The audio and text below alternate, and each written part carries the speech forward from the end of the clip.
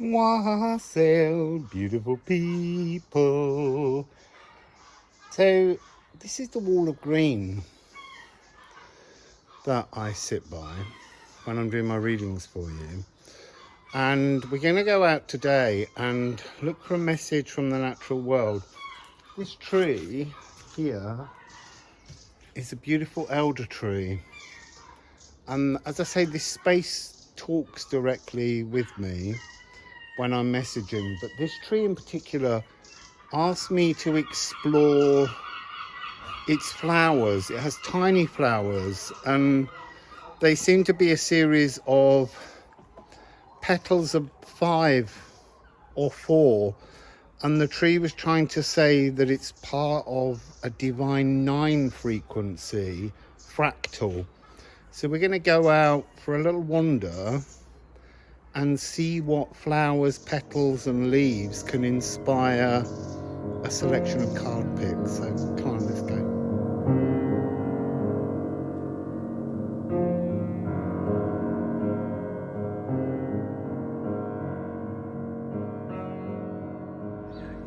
So we're beginning with this flower stem, and I have counted and there are 29 flowers. So our first number is going to be 29. So 29, Earth Grab, Moon in Taurus. It's really talking about how nature is fixed into a relationship with the earth. Earth Grab talks about everything that belongs to the earth. All of our human molecules belong to the earth. And Odin, when he calls the Earthenseer, it's all about learning that you can't cheat the natural world. The natural world wins, because eventually everything decomposes. Nature has a way to, you see, partly compost is what I'm being shown in my mind, but also this notion of regenerating things, recycling. The natural world recycles all of the elements, all of the things around it to build again. And then Moon in Taurus has this frequency that talks about materializing tangible needs. The earth, the plants, the natural world, the sea, the oceans, they provide us with tangible needs for our survival. We are in a symbiotic relationship with the natural world. And it talks about the finest venue. The natural world is the greatest amphitheater we can participate in. It's a really beautiful energy. It talks about steadied vibrations. The vibrations of the natural world will steady us, will work with us, but it's also about materializing. And as we go through the cards, you'll see that it's talking about how working with the natural world is how we truly allow the magic to work through us.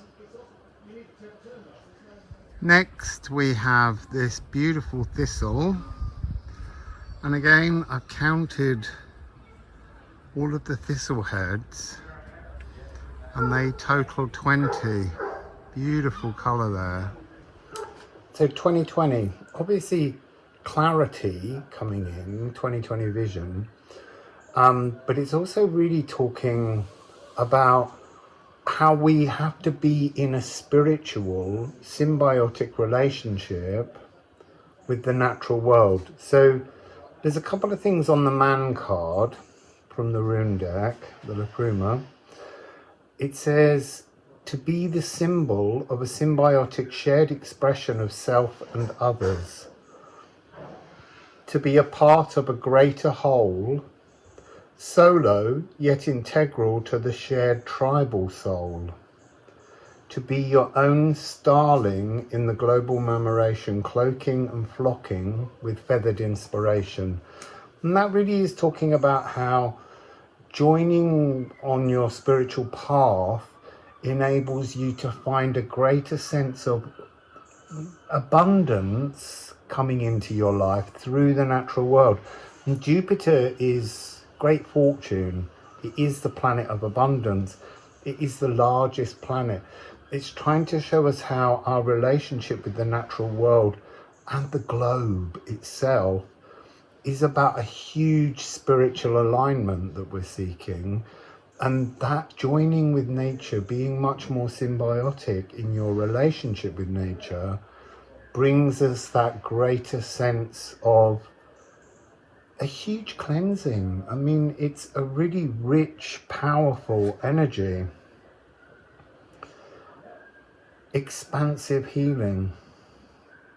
It's the energy wings. It's almost like saying, become an earth angel, because our energy wings are the G note that comes in at the back here, and it comes through and it goes down our body, down through our legs, into the earth, and rotates back up and round. And all our other energy centers go through and pass back round us. So it's kind of like, if you can find your earth wings, then you cleanse all of your other energy centers. You come into a great alignment with the natural world.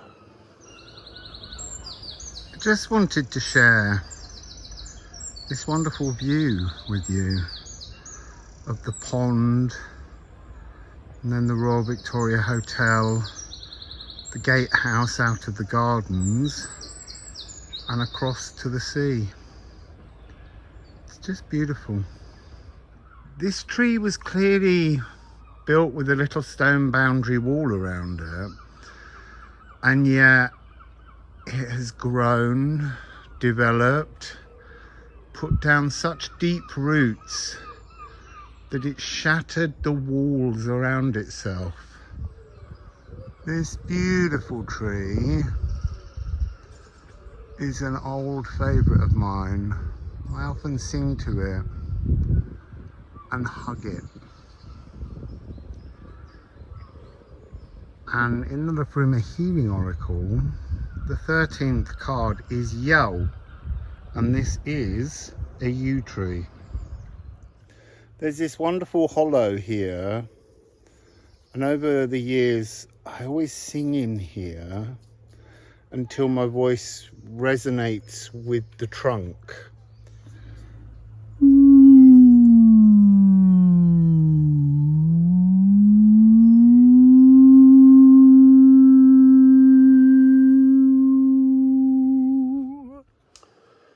So the note felt very much like a B when I was there, but it is actually a C. And that fascinated me, because it really was a B when I was there, but when I listened to the video back, it's a C. It's aligning from our crown, B, consciousness, all the way through our body, down through our feet and into the earth, because C is Mars and Crocus of Mars. It's that energy of being actioned, being real, being physically present in your own life. And C also has in the past been the subwoofer energy frequency that I hear inside the earth. When I was a small child, 4, 5, I could hear the voice of the earth like two giant rocks. The earth rolling on a pathway, on a journey, on a huge rocky path, and between that vast sound that was quite distorting in my head, there was a language, but it was, you know, a 5-year-old brain can't comprehend it, and it used to scare me. And so I learned to suppress it, but I've been tuning back into it recently. It came out in a reading the other day. I could hear those notes. So it's about rooting our consciousness into the natural world, and that's the message partly from that yew tree. So this beautiful plant, rather wonderfully, each of its little starbursts, from what I've counted, seems to contain 13 little flower heads. That's an amazing fractal that matches with the yew tree. I'm reading now the Yell poem, and it is exactly what I just said. The magical 13th rune of the mystical yew. Consciousness hooked in and plugged in to the seat of your soul. And from the seat of your soul plugging in to the roots inside the earth. We are all, by our molecules, rooted to the earth. And Ophiuchus is the bolt from the blue, but that is this energy of consciousness. It's also the nervous system. So it's about being calmly in your body, being soothed within the space of the natural world, talking with the natural world, lying under trees, smelling flowers, counting their petals. All of these different things help us to connect to the natural world. And that brings about this spiritual harmonic modulation. And this is cardinal aether. This is going away from that C note of Mars, that more fiery energy. It's interesting because Eris is also coming into mind, the chaos frequency, and she is consciousness, but this is about shifting into 13 frequency, inspiration, and inspiration is coming across as the aether fire, the cooling flames that soothe our experience of life. So this wonderful plant, hydrangea I believe, but they don't really like being given labels. This seems to contain, from my counting, 55 flower heads. So we'll take 55. So 55, 55, 55. This is the energy that's talking about the experience of materializing something. To burst free and materialize takes place with the natural world. I don't want to talk yet about the energies of going through fire, water and air, because they're coming up shortly. But this really is about the tension that can be created as we try on our own, in our own minds and emotions, to bring about a wonderful materialization of something we desire in our heart and in our soul, our life's purpose. But this salt energy, this magical materialization frequency, is talking about easing the bitterness of spiritual growth. You can't do this alone. You have to do it with the natural world. You have to present your heart's desires to be physically embodied in the natural world, in your natural life moving forwards. And it's about setting time. It's fixing in the modality. So in the 3 primes, remember, we open a mutable space for new ideas, cardinal energies, and then we have to fix them in. But to fix them in, it's not enough to just imagine you do it. It's to speak to nature and tell nature how you're going to materialize this thing. This heart's desire, this wish that you have, the natural world will assist you in bringing it into your world, because to bring it into your world, you have to bring it into the natural world. So this pretty little flower, I've just counted all of the flowers on one stalk, and there are 89. So the number here will be 89. The final message is interesting because it was 89, which in this deck, when this deck was printed, was air, but in the new version of the deck it's fire. So I put them both there, and I've been tuning in to what's there, and it's talking about this materialization program. In tarot, as I've said before, we're drawn towards the fire until it burns us, and then we have to use our emotions to cool the fires, because air is the edit suite, and then you have to bring that to the natural world to materialize. But here there's no water. There's a sense that within this desire to materialize something with the natural world, you have to remove the emotions, and that's completely fascinating because it's your heart's desire. It's something, but you have to be more logical in your approach to it. You have to edit your desires almost to recognize what the emotional fulfillment is that your heart's desire wants to bring you, but how you then have to let go of the emotional attachments so that the work of air and fire, the air, the editing suite, can blow onto the fire. And there's something about how as it sweeps in to materialize, it will become this 13 frequency, inspirational energy of a kind of natural world truth, a logical sense of where it's going, and it has to be divinely inspired, but also you're working with the nature spirits, the woodland deities, all of those frequencies.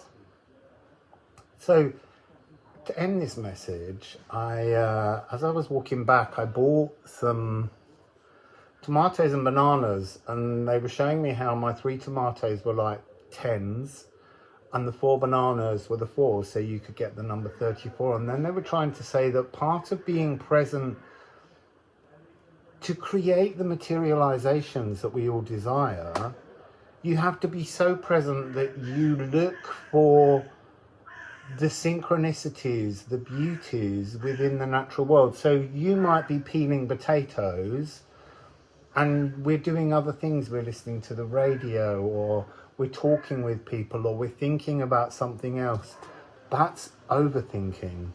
So what it wants you to do is to just focus on the idea of being present in your life, in your now moment. And then something which I would never do, but I'm going to start doing it, peeling a potato, and then count the peelings. Count how many strokes you're making, and then either look up that as an angel number, or if you have a deck that has numbers that go quite high, you can look up what cards come out in your decks.